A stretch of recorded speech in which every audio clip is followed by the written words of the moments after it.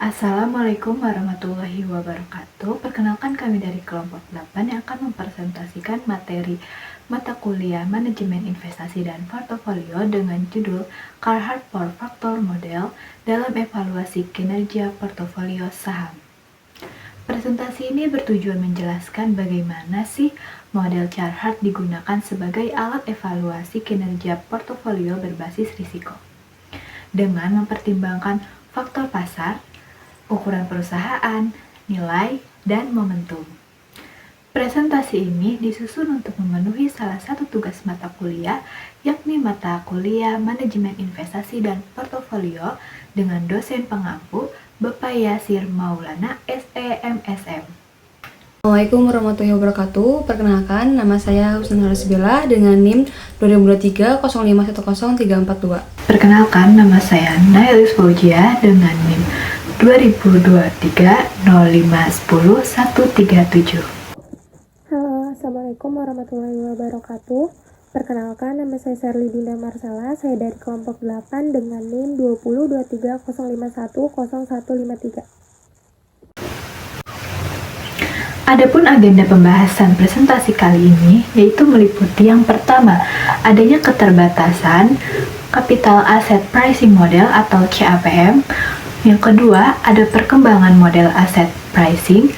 Yang ketiga, konsep dasar Carhart Four Factor Model. Yang keempat, ada persamaan Carhart. Yang kelima, penjelasan masing-masing faktor dalam model Carhart. Yang keenam, tahapan analisis Carhart Four Factor Model. Dan yang terakhir, ada implikasi praktis dan kelebihan serta keterbatasan model ini. Oke, langsung saja kepada latar belakang. Return yang tinggi tidak selalu menunjukkan kinerja portofolio yang baik, karena return tersebut dapat diperoleh melalui pengambilan risiko yang berlebihan. Oleh karena itu, diperlukan evaluasi kinerja portofolio berbasis risiko agar investor dapat menilai kinerja secara lebih objektif dan memahami keseimbangan antara risiko dan return. Pendekatan model faktor digunakan untuk menjelaskan sumber return secara lebih mendalam. Tidak hanya berasal dari risiko pasar, tetapi juga dari karakteristik lain seperti ukuran perusahaan, nilai, dan momentum. Dalam hal ini, Carhart Four Factor Model menjadi model multifaktor yang komprehensif karena mampu menjelaskan excess return portofolio secara lebih akurat melalui kombinasi faktor pasar, size, value, dan momentum. Selanjutnya adalah keterbatasan CAPM atau Capital Asset Pricing Model. CAPM ini banyak digunakan untuk menjelaskan hubungan risiko dan return melalui satu faktor, yaitu risiko pasar. Namun, CAPM memiliki keterbatasan karena tidak mampu menjelaskan berbagai anomali pasar, seperti ukuran perusahaan atau size, nilai atau value, dan momentum terhadap return saham. Keterbatasan ini mendorong berkembangnya model multifaktor yang memasukkan lebih dari satu sumber risiko dalam menjelaskan variasi return aset. Selanjutnya ada perkembangan model faktor. Perkembangan model faktor, Carhart mengembangkan Carhart Four Factor Model dengan menambahkan faktor momentum ke dalam model Fama Friends sehingga mampu menjelaskan kinerja portofolio secara lebih komprehensif. Model ini menunjukkan bahwa return portofolio dipengaruhi oleh faktor pasar, size, value, dan momentum, sehingga evaluasi kinerja dapat dilakukan secara risk adjusted melalui pengukuran alfa. Relevansi model faktor juga didukung oleh penelitian di pasar modal Indonesia yang menunjukkan bahwa pendekatan berbasis risiko memberikan hasil analisis return yang lebih akurat dibanding dengan model sederhana. Selanjutnya ada konsep dasar Carhart, yaitu Carhart Four Factor Model merupakan pengembangan dari Fama Friends Three Factor Model dengan menambahkan faktor momentum. Model ini bertujuan menjelaskan excess return portofolio secara lebih komprehensif serta mengevaluasi kinerja investasi secara risk adjusted melalui pengukuran alfa, sehingga dapat membedakan return yang berasal dari exposure faktor dan kemampuan manajer investasi. Selanjutnya ada persamaan Carhart. Carhart Four Factor Model dinyatakan dalam bentuk regresi time series dengan excess return sebagai variabel dependent. di mana alpha menunjukkan abnormal return atau kinerja di luar faktor risiko, sedangkan koefisien faktor mencerminkan sensitivitas portofolio terhadap risiko pasar, ukuran perusahaan, nilai, dan momentum. Baik, selanjutnya ada dua faktor. Ada faktor pasar dan ada juga faktor size. Faktor pasar dan size MKT plus SMB atau market MKT. Nah, yang pertama yaitu ada faktor pasar atau MKT.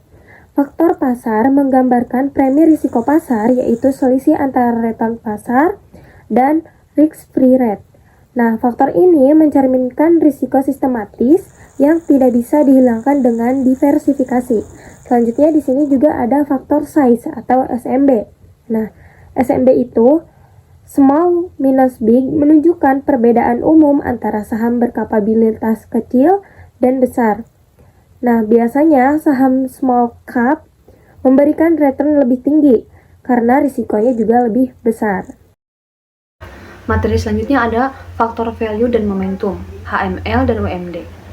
Value atau HML menggambarkan perbedaan return antara saham dengan rasio book to market tinggi dan rendah. Saham value cenderung memberikan return lebih tinggi sebagai kompensasi atas risiko yang lebih besar. Sehingga faktor ini berperan penting dalam menjelaskan variasi return yang tidak dapat dijelaskan oleh risiko pasar saja. Selanjutnya ada momentum faktor atau UMD. Mencerminkan kecenderungan saham yang memiliki kinerja baik di masa lalu untuk terus menghasilkan return yang relatif tinggi pada periode berikutnya. Faktor ini menangkap efek keberlanjutan return dan menjadi pembeda utama chart hard for factor model dari model Fama Friends, sehingga meningkatkan kemampuan model dalam mengevaluasi excess return portofolio. Data yang digunakan adalah dalam chart hard for factor model yang pertama adalah return portofolio bulanan, dihitung dari perubahan harga portofolio saham, mencerminkan keuntungan aktual investor setiap bulannya, digunakan sebagai dasar perhitungan excess return. Yang kedua ada risk rate free, yaitu proksi tingkat pengembalian bebas risiko menggunakan SBI, BI rate atau jangka pendek, digunakan untuk menghitung excess return. Yang ketiga adalah faktor-faktor, ada MKT, SMB, HML, dan UMD. Yang terakhir adalah periode pengamatan. Data diambil dalam periode tertentu.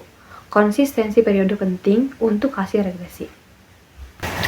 Pada bagian ini, saya akan menjelaskan tahapan analisis Carhart for Factor Model. Tahapan analisis ini penting karena menunjukkan bagaimana sih model Carhart diterapkan secara sistematis untuk mengevaluasi kinerja portofolio saham. Secara umum, analisis Carhart dilakukan dengan mengolah data return portofolio dan menghubungkannya dengan faktor-faktor risiko, sehingga dapat diketahui apakah kinerja portofolio tersebut berasal dari exposure faktor atau benar-benar mencerminkan kinerja abnormal atau alpha. Tahapan ini juga penting karena untuk membantu investor dan peneliti memahami sumber return portofolio secara lebih objektif dan berbasis risiko. Baik, di sini diketahui portofolio berisi 4 saham. Ini merupakan data asli atau harga asli bulanan tahun 2025. Di sini terdapat 4 perusahaan yang sudah IPO. Yang pertama ada PT Bank Sentral Asia Tbk, yang kedua ada PT Indofood CBP Sukses Makmur Tbk, yang ketiga ada PT Astra International Tbk, dan yang terakhir ada PT Telkom Indonesia Persero Tbk. Di sini periode pengamatannya itu adalah dari Januari 2025 hingga Desember 2025, yang dimana berarti pengamatan ini dilakukan selama 12 bulan. Catatannya, data ini disusun dari bawah ke atas. Jadi baris yang pertama itu adalah Desember 2025 dan baris yang paling bawah itu adalah Januari 2025. Dari tabel tersebut dapat diketahui bahwa ada 12 bulan harga penutupan saham, yang dimana tabel ini didapatkan dari Investing.com. Pada tahap pertama Analisis Carhart Four-Factor Model yang dilakukan adalah menghitung return portofolio. Di slide ini dapat dilihat contoh data harga saham 4 emiten, yaitu BBCA, ICPB, ASII, dan TLKM. Untuk periode Januari dan Februari 2025. Dari data harga inilah return bulanan masing-masing saham dihitung. Perhitungan return bulanan dapat dilakukan dengan rumus yang dimana PT adalah harga saham pada periode sekarang dan PT-1 adalah harga saham pada periode sebelumnya. Sebagai contoh, return saham BBCA pada bulan Februari dihitung dari harga Februari dibagi harga Januari, kemudian dikurangi 1 sehingga diperoleh return sebesar minus 10,85%. Dengan cara yang sama, diperoleh return saham ICBP sebesar minus 9,13%, ASII sebesar minus 5,62%, dan TLKM sebesar minus 11,65%. Setelah return masing-masing saham diketahui, langkah berikutnya adalah menghitung saham portofolio. Pada contoh ini digunakan metode equal weight, artinya setiap saham memiliki bobot yang sama, yaitu 25%, sehingga return portofolio dihitung sebagai rata-rata dari return keempat saham tersebut. Rumus return portofolio dapat dituliskan sebagai berikut. Yang pertama ada RPT, yang dimana RP ini berarti return portfolio sama dengan 0,25 dikali return BBCA ditambah return ICBP ditambah return ASII dan satu lagi ditambah return TLKM. Jika seluruh return saham dijumlahkan, diperoleh total return sebesar minus 37,25%. Yang selanjutnya, nilai tersebut dikalikan dengan bobot 25% sehingga diperoleh return portofolio bulan Februari sebesar minus 9,31%. Dengan demikian, tahap pertama ini menghasilkan return portofolio bulanan dan pada tahap selanjutnya, return portofolio ini akan digunakan untuk menghitung excess return, yaitu return portofolio yang telah dikurangi dengan tingkat bebas risiko. Setelah memperoleh nilai return portofolio, tahap selanjutnya dalam analisis Carhart Four-Factor Model adalah menghitung excess return. Excess return merupakan selisih antara return portofolio dan tingkat bebas risiko, sehingga menggambarkan kinerja portofolio setelah dikurangi imbal hasil yang dapat diperoleh tanpa risiko. Secara matematis, excess return dirumuskan sebagai excess return sama dengan return portofolio dikurangi risk-free rate. Risk-free rate ini artinya apabila return portofolio lebih tinggi dari tingkat bebas risiko, maka excess return bernilai positif dan sebaliknya. Pada contoh perhitungan ini, data yang digunakan adalah return portofolio bulan Februari 2025 sebesar minus 9,31%. Risk-free rate sebesar 0,4% per bulan. Risk-free rate diperoleh dari BI rate tahunan yang kemudian dikonversi ke basis bulanan. Proses konversi dilakukan dengan membagi BI rate tahunan dengan 12 bulan. Sebagai contoh, apabila BI rate sebesar 4,75% per tahun, maka risk-free rate per bulan adalah 4,75% dibagi 12 sehingga diperoleh 0,4% per bulan. Setelah risk-free rate diperoleh, maka excess return bulan Februari dapat dihitung dengan cara mengurangi risk-free rate dari return portofolio dengan return portofolio sebesar minus 9,31% dan risk-free rate sebesar 0,4% per bulan. Maka, excess return bulan Februari adalah minus 9,71%. Nilai excess return yang negatif ini menunjukkan bahwa kinerja portofolio pada bulan tersebut berada di bawah tingkat bebas risiko. perhitungan excess return yang kemudian dilakukan untuk setiap bulan, seperti yang ditampilkan pada tabel di sebelah kanan. Tabel tersebut menunjukkan return portofolio, risk-free rate, serta excess return pada masing-masing bulan, sehingga dapat diketahui bulan-bulan di mana kinerja portofolio berada di atas atau di bawah tingkat bebas risiko. Nilai excess return inilah yang selanjutnya digunakan sebagai variabel utama dalam regresi Carhart 4-factor model untuk mengukur alfa dan pengaruh masing-masing faktor risiko terhadap kinerja portofolio. Setelah kita menghitung return portofolio dan excess return, tahap ketiga dalam analisis Carhart 4-factor model adalah melakukan regresi Carhart menggunakan metode Ordinary Least Squares atau OLS. Tujuan utama dari tahap ini adalah untuk melihat apakah excess return portofolio dapat dijelaskan oleh faktor-faktor risiko dalam model Carhart, yaitu faktor pasar, faktor ukuran perusahaan, faktor nilai, dan faktor momentum. Selain itu, regresi ini juga digunakan untuk mengukur alfa, yaitu abnormal return atau kinerja portofolio di luar pengaruh faktor risiko.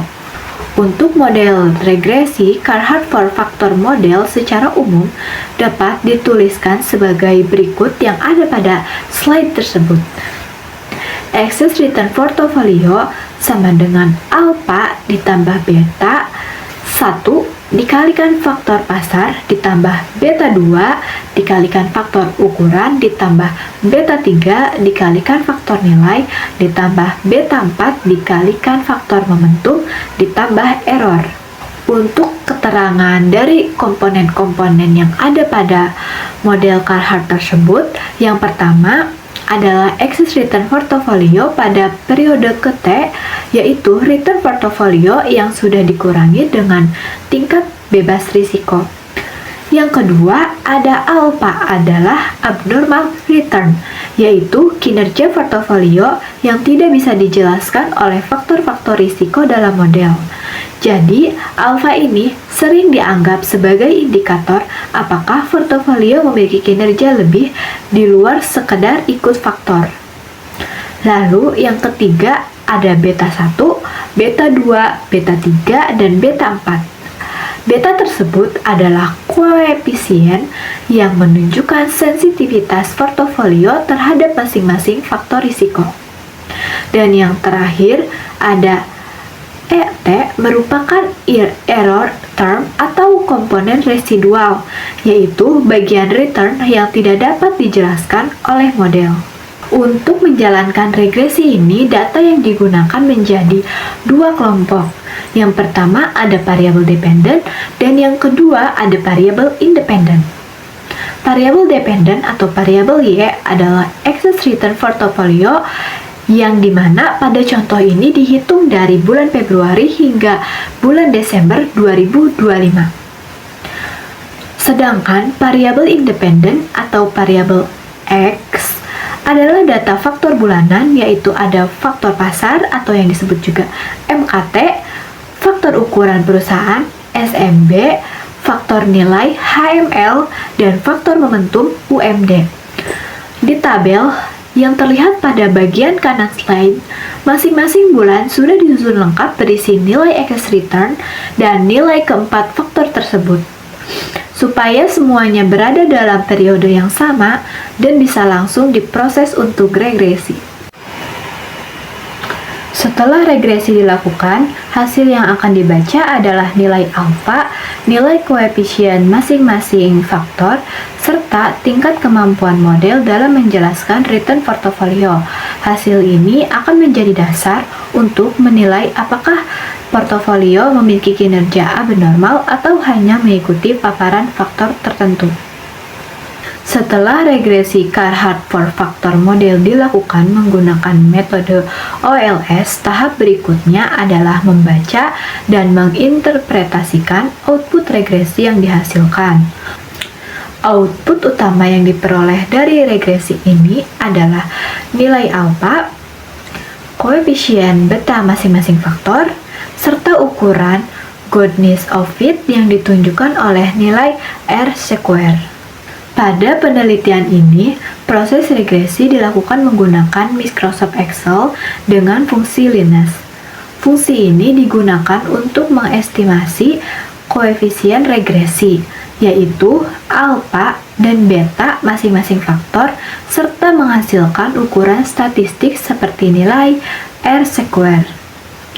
Dengan metode ini, hubungan antara excess return portofolio dan faktor-faktor Carhart dapat dianalisis secara kuantitatif. Berdasarkan hasil regresi, diperoleh nilai koefisien untuk masing-masing faktor. Koefisien faktor pasar atau market factor bernilai 1,59 yang menunjukkan bahwa portofolio cukup sensitif terhadap pergerakan pasar. Lalu, koefisien size factor atau SMB bernilai 6,82 yang mengindikasikan bahwa portofolio memiliki exposure yang kuat terhadap saham berkapitalisasi kecil. Lalu, koefisien value factor atau HML bernilai 5,39 yang menunjukkan kecenderungan portofolio memiliki karakteristik value dibandingkan growth. Sementara itu, koefisien momentum faktor atau UMD bernilai 2,32 yang menunjukkan adanya exposure terhadap strategi momentum, yaitu mengikuti saham dengan kinerja masa lalu yang baik. Nilai alfa yang diperoleh dari hasil regresi adalah minus 0,02.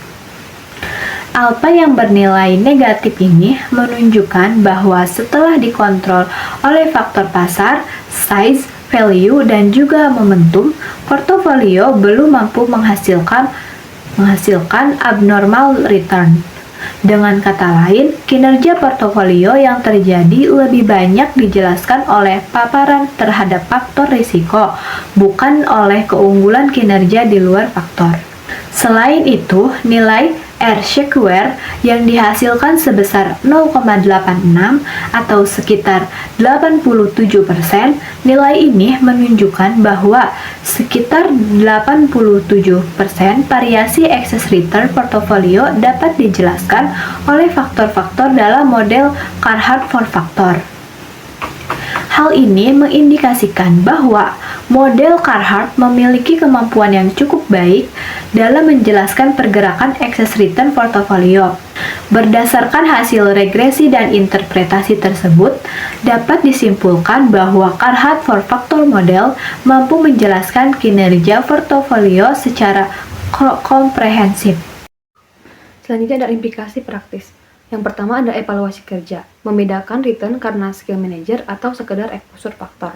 Yang kedua ada performance attribution, mengetahui sumber return yaitu market, size, value, dan momentum. Yang ketiga ada penyusunan portofolio. Portofolio dapat dirancang dengan faktor sesuai strategi. Yang keempat ada manajemen risiko, yaitu mengidentifikasi dan mengontrol risiko dominan berbasis faktor. Yang terakhir ada keputusan investasi, membantu menyesuaikan strategi dengan profil risiko dan tujuan investasi. Yang selanjutnya ada kelebihan dan keterbatasan model faktor chart 4-factor, yaitu kelebihannya, model ini mampu menjelaskan variasi return saham secara lebih komprehensif dibandingkan CAPM, karena memasukkan faktor pasar, size, value, dan momentum. Selain itu, model ini efektif dalam mengevaluasi kinerja portofolio dan mengukur alfa sebagai indikator kinerja sebenarnya. Yang selanjutnya ada keterbatasan. Meskipun lebih lengkap, model Carhart 4-factor ini memiliki keterbatasan karena stabilitas faktor dapat berubah seiring berjalannya waktu, dan hasil analisis sangat bergantung pada kualitas serta ketersediaan data. Selain itu, model ini belum sepenuhnya menangkap seluruh dinamika pasar. Baik, kesimpulan dari presentasi kali ini adalah model Carhart 4-factor merupakan alat evaluasi kinerja portofolio yang lebih komprehensif dibandingkan dengan model 1-faktor, karena tidak hanya mempertimbangkan risiko pasar, tetapi juga memasukkan faktor ukuran perusahaan, nilai, dan momentum.